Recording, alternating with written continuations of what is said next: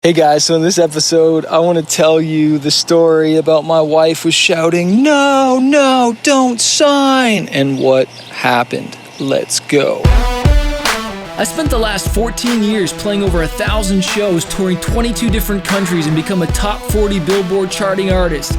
I fired my record label to go out on my own as an independent artist to market and release my own music, selling thousands of albums and millions of streams. The question I always get is, how did I do it without a label and sell even more music? This podcast is here to show you the way. Join me and follow along as I learn, apply, and share marketing strategies to grow my music business and a loyal fan base. So hey guys, I can still remember the night, okay? We were in California in our little, one-bedroom condo that we were renting out in Irvine, California. One of my favorite places in the world is California. I hope to move back there one day really soon. And I remember we had the offer on the table from the record label, and it included a $60,000 advance. It was the biggest advance I'd ever seen in my life, and obviously I was excited about getting $60,000, especially when you're renting a place and you'd probably like to buy something in California as opposed to rent, and just getting that type of money was a lot of money for an artist like me back then. And I remember my wife saying, no, don't do it. We can do this on our own. We're the ones who do all the work. You know, the label always promises all this stuff, and then they end up doing nothing. Don't do it, And kind of like screaming at the top of, the lungs, like we don't need them, And what's interesting is I had a manager and I had a coach, both saying, sign. And they were pushing us to sign. And I remember the coach's whole thing was, well, you don't have a team that could do radio. You need the label to do radio. And little did I know I could hire my own independent people to do radio. And I'll say during this time of my career, I had already made some bad decisions. The record that they were going to sign was made, with new people I'd never worked before, and it was not as good as the last record, okay? The label didn't know this yet. I don't even know if I knew this yet, but I was about to have a rude awakening when I released this record. Even though it did well, it didn't do nearly as well as the record before. And despite my wife's advice and her saying, no, don't sign, the pressure from the manager who, thought like, oh, we need the label, we need this and need to do it the label way and all this stuff. Even though, we'd always done all the artwork, we'd always done all the music videos, we're the ones in charge of setting up touring and all this stuff. I bent to the pressure and signed another 3-album deal with the record. Or no, was it 2 albums? I can't remember. No, it was 2 albums. Another 2-album deal for 5 years. This time, instead of 7 years, we got it down to 5. So they only have the rights to the record for 5. We got a better royalty rate. We negotiated this, and you can negotiate these things once you have success.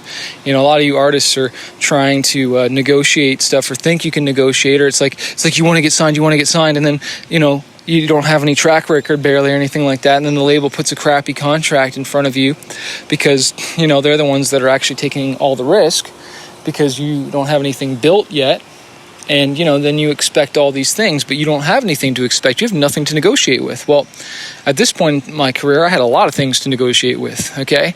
And this is why my wife was just like, she was just like, don't do it. I remember even one friend said, there's all these labels pandering to them, and sometimes they would just take the calls and see how far they would go, even though they knew they would never sign.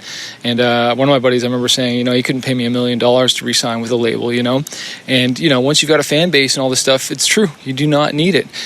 So anyways, we ended up signing with the label, and the main reason was because we thought that we needed them for radio. That was really the main thing, which was really stupid when you think about it, because a radio campaign in the U.S. in the Christian market only costs like a few $1,000s, okay? And on that record, we ended up not even having that much radio success. Like, we still got some good radio success. We had like a Christian rock #1. We had some CHR, and we definitely did have still some good radio play, okay? So I will admit that, but was it worth selling the rights to that record for 5 years?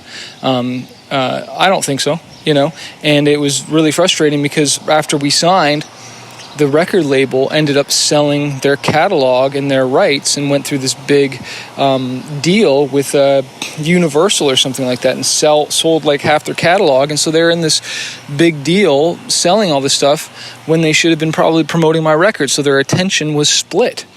Okay, and so listen to your wife.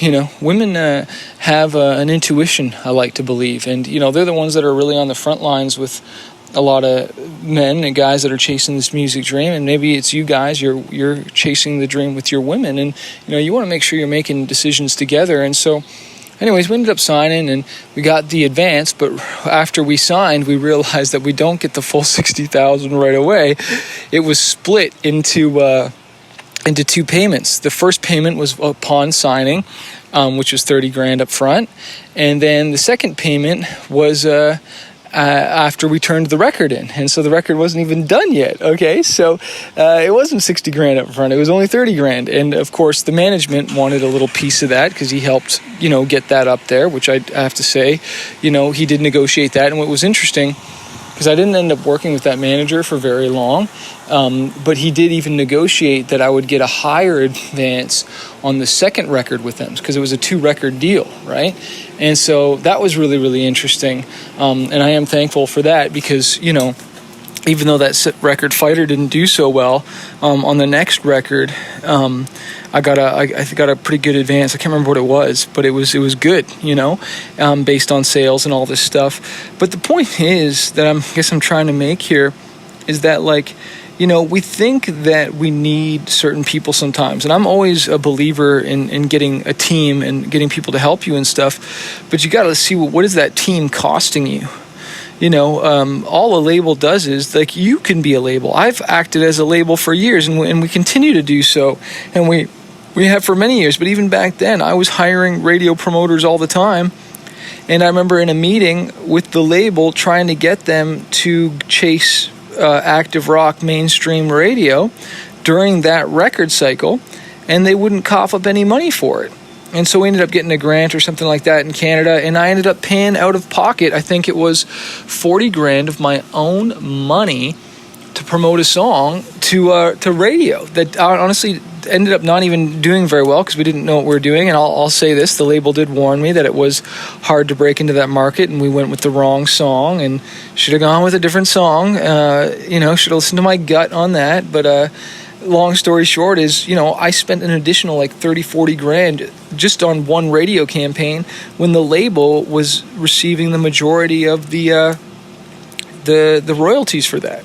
Okay, especially to recoup. I would definitely have to recoup before I saw anything, and so really interesting things that you need to think about. It just makes me think need to think more often, make sure you're getting good advice and not jumping into decisions, not chasing the short-term money. Another offer we've had recently, which I've shared in previous podcasts, is, people have offered us some pretty big multiple 6 figures for my music catalog and to get all my rights, and, I could sell my catalog off and I could retire right now just fine, technically we could just retire whenever, but I don't want to sell my catalog because I see that, the amount of money that they want to give me, I'll just make that in a couple of years. Maybe I won't get it right away right now, but I'll be able to make that easily if I just sit tight. So it's kind of like this whole idea of, that going without now for a little bit, or not having it all right up front, but to have even more in the long term. And sometimes we sell ourselves short, and I see artists who, they don't have money. They don't have a plan. And then the label puts money in front of their face, and they buy them out, and they buy your asset out, which is your masters. Thank God those deals that we signed were just licensing deals and not a full deal, so I got my babies back. A lot of labels will, they'll toss the $100,000 or whatever or more, and they'll own you completely, and you have all that money. And then the label makes all the money back as you're promoting the record and promoting the crap out of it. They make back their money of the advance they gave you, but then they own it. So it's like paying off a mortgage for somebody else, and then they get to keep the house. That's a whole podcast on itself. That's really what a label does is, they pay you to build a house, which is your record. All right, it's your album. All right, they pay you to build it. They give you the advance or whatever, and so they've got a mortgage on that. But then you go out and you tour it, you promote it for the rest of your life, as long as you're doing music. Okay, whether you're promoting that record or not, if you release a new song, whenever you release a new song, what do people do? They go back and they listen to all the catalog. So for the rest of your life, you will be promoting the label's record, because it's not your record, it's theirs if they own the master. Okay, so for the rest of your life, you'll be promoting that for something that you only got paid once off of.